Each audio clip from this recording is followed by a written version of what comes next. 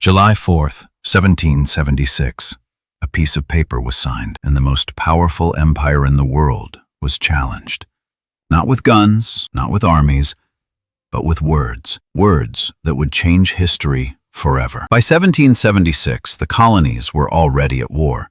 Shots had been fired at Lexington and Concord. Boston was surrounded. Blood had been spilled. But something was missing. The colonies were fighting without officially saying why. Were they protesting or declaring independence?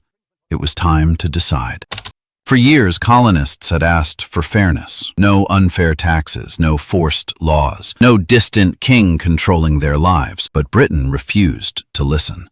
Instead, it sent more troops, more punishments, more control. Many leaders realized something terrifying.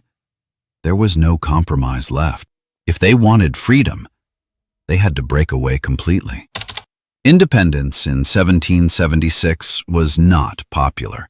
It was dangerous. Declaring independence meant treason, death if captured, losing everything. Signing such a document was basically signing your own death warrant. Yet some men were ready. A small committee was chosen to write America's message to the world. At the center was a young, quiet lawyer, Thomas Jefferson. Working day and night, he drafted a document that didn't just attack Britain. It explained something bigger, a philosophy, a belief that all people are born with rights. The document became known as the United States Declaration of Independence, and its words were revolutionary.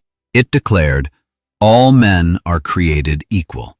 They are endowed with unalienable rights, life, liberty, and the pursuit of happiness." This wasn't just rebellion. This was a new way of thinking about government. For the first time in history, a nation claimed power comes from the people, not a king.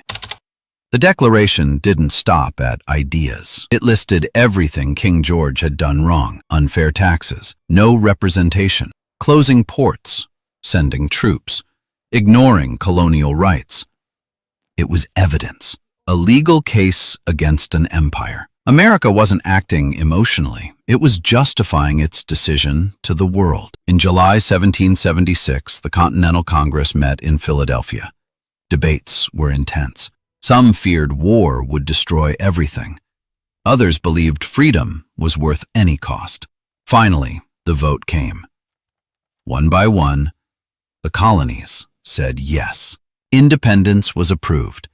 There was no turning back. Then came the signatures. Men like John Hancock, Benjamin Franklin, Adams, Jefferson. Each one knew the risk. If Britain won, they would be executed as traitors, but they signed anyway, because freedom mattered more than fear.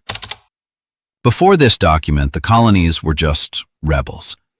After this document, they were a nation. It transformed a protest arrow into a revolution, a war arrow into a fight for liberty. The world was watching, and history would never be the same. The Declaration didn't just affect America. It inspired France, Latin America, democratic movements worldwide. The idea that people could govern themselves spread across the globe. One document, global consequences. Independence wasn't victory. It was only the beginning. The war was still raging. The British Army was still stronger. Declaring freedom was easy. Defending it would be much harder. Now the colonies had made their choice. No more negotiations, no more compromises. Only war. In the next episode, we follow the full Revolutionary War and how a small, undertrained army somehow defeated the British Empire. Nations are not born quietly. They are declared, fought for, and earned. This was the day America chose freedom. This is American history, one story at a time.